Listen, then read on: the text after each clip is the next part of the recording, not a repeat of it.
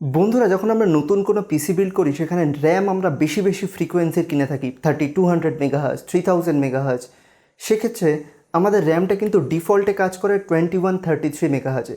সেটাকে আমরা যখন 3200 মেগাহার্জে কাজ করাতে যাই সেক্ষেত্রে আমাদের একটা প্রোফাইল ইনেবল করতে হয় যার নাম হচ্ছে XMP প্রোফাইল।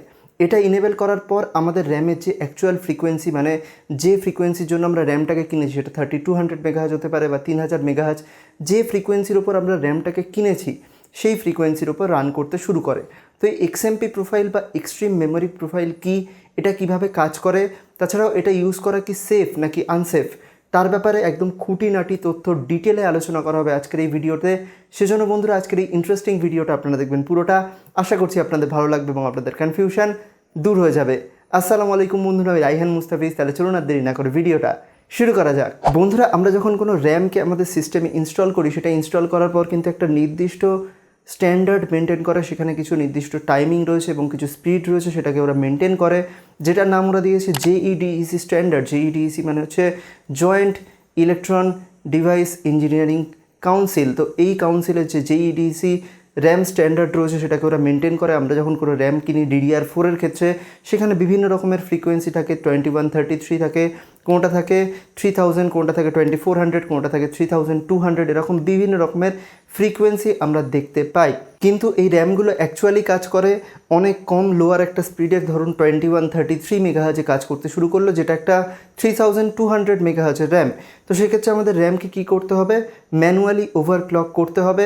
কিন্তু যাতে ম্যানুয়ালি সব কিছু আমাদের সেট না করতে হয়, সেক্ষেত্রে বিভিন্ন জিনিস আমাদের সেট করতে হতে পারে। এক হচ্ছে টাইমিং, এক হচ্ছে ভোল্টেজ, এছাড়াও আমাদের ফ্রিকোয়েন্সিকে কিন্তু সেই অনুযায়ী সেট করতে হবে এবং সেটা আমাদের করে করে দেখতে হবে যে কোন র্যামের ক্ষেত্রে কোনটা হলে আমাদের সিস্টেমটা স্টেবল হচ্ছে।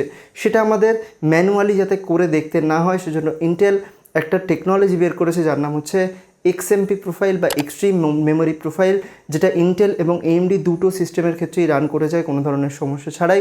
যেটাকে যদি আমরা টার্ন অন করে দিই তাহলে কি হবে, আমাদের যে র্যাম রয়েছে সেটা অটোমেটিক্যালি যেটা ওর অ্যাকচুয়ালি ফ্রিকোয়েন্সি সেটাতে রান করতে শুরু করে এবং সেই অনুযায়ী যে ফ্রিকোয়েন্সিতে রান করছে, ধরুন 2133 ডিফল্ট ছিল, সেটা থেকে 3200 মেগাহার্জের র্যাম, সেই ফ্রিকোয়েন্সি 3200 মেগাহার্জ ফ্রিকোয়েন্সিতে ওটা রান করছে। সেই অনুযায়ী যে ভোল্টেজ ওটা রিকোয়ার করছে, যে ভোল্টেজ ওটা দরকার, সেই স্টেবল ভোল্টেজও সেখানে সেট হয়ে যাচ্ছে। তাছাড়াও র্যামের যে টাইমিং রয়েছে সেটাও অটোমেটিক্যালি চেঞ্জ হয়ে যাচ্ছে এবং একদম স্টেবল একটা পারফরমেন্স আমাদের দিচ্ছে। তো সেটাকে করার জন্য আমাদের কি হচ্ছে, প্রত্যেকটা র্যাম, যতগুলো র্যাম আমরা কিনছি, ধরুন একটা 3000 মেগাহার্জের একটা কোম্পানির র্যাম, কোম্পানির র্যাম রয়েছে, আর একটা 3000 মেগাহার্জের কোম্পানির র্যাম রয়েছে। দুটো র্যামের ক্ষেত্রে কোন র্যামে কত ভোল্টেজ দিলে সেটা স্টেবল হবে, কত টাইমিং দিলে সেটা স্টেবল হবে, সেটা ওই র্যামের মধ্যে কিন্তু ইনক্লুড করে দেওয়া হয় একটা প্রোফাইল হিসেবে, যে প্রোফাইলটার নাম হচ্ছে XMP প্রোফাইল। বন্ধুরা, XMP প্রোফাইল এক্স্যাক্টলি কীভাবে কাজ করে সেটা জানার জন্য আমাদের একটু ইনডেপথ ঢুকতে হবে এবং সেখানে আমাদের বুঝতে হবে যে আমাদের কম্পিউটারকে যখন আমরা প্রথমবার টার্ন অন করি সেক্ষেত্রে একটা জিনিস হয় যার নাম হচ্ছে পোস্ট বা পাওয়ার অন সেলফ টেস্ট। এক্ষেত্রে কী করে, আমাদের কম্পিউটারের মাদারবোর্ড বুঝে ফেলে যে আমাদের কম্পিউটারে কী কী পার্টস রয়েছে ইনক্লুডিং র্যাম। এখানে যখন আমাদের মাদারবোর্ডে বায়োস প্রথমবার আসে, সেক্ষেত্রে আমাদের বায়োস কিন্তু ডিটেক্ট করে নেয় যে র্যামের এক্স্যাক্টলি কী মডেল নাম্বার রয়েছে, সেখানে এক্স্যাক্টলি কী টাইমিং রয়েছে, কী লেটেন্সি রয়েছে, এটাতে কত ফ্রিকোয়েন্সি রয়েছে, সমস্তটা কিন্তু ডিটেক্ট করে একটা চিপ থাকে সেক্ষেত্রে র্যামের মধ্যে, যেটার নাম হচ্ছে SPD বা সিরিয়াল প্রেজেন্স ডিটেক্ট, যেটার মধ্যে কিন্তু র্যাম সম্পর্কে সমস্ত তথ্য দেওয়া থাকে এবং এই SPD বা সিরিয়াল প্রেজেন্স ডিটেক্টরকে আমাদের বায়োস পড়তে পারে এবং র্যাম সম্পর্কে কিন্তু সমস্ত তথ্য বুঝে ফেলতে পারে। বন্ধুরা, এছাড়াও র্যামের ক্ষেত্রে আমরা দেখে থাকি XMP প্রোফাইল দুটো থাকে, একটা হচ্ছে প্রোফাইল 1 এবং প্রোফাইল 2। এখানে প্রোফাইল 1-এর মধ্যে ডিফল্ট র্যামের যে ফ্রিকোয়েন্সি সেটা সাধারণত দেওয়া থাকে। ধরুন একটা র্যাম মিনিমাম যখন চলতে শুরু করে সেটা 2133 মেগাহার্জে চলে, যেরকম আপনারা দেখতে পাচ্ছেন, এবং যখন আমরা প্রোফাইল 1কে ইনেবল করি সেক্ষেত্রে র্যামটা চলতে শুরু করে 3200 মেগাহার্জে। এবং প্রোফাইল যে 2 থাকে সেখানে দুরকম থাকে, কিছু কিছু র্যামের ক্ষেত্রে দেওয়া থাকে বা কিছু কিছু XMP প্রোফাইলে দেওয়া থাকে। প্রোফাইল 2তে একটা এক্সট্রিম ওভারক্লকিং, মানে ধরুন 3200 মেগাহার্জ, সেটাকে 3600 মেগাহার্জে ওভারক্লকড, এবং কিছু কিছু ক্ষেত্রে দেওয়া থাকে যে 3200 যে সেম ফ্রিকোয়েন্সিটা প্রোফাইল 1-এ থেকে রয়েছে সেম জিনিসটাই প্রোফাইল 2-তে দেওয়া থাকে। এরকমভাবে দুটো প্রোফাইল কিন্তু ক্রিয়েট করা থাকে।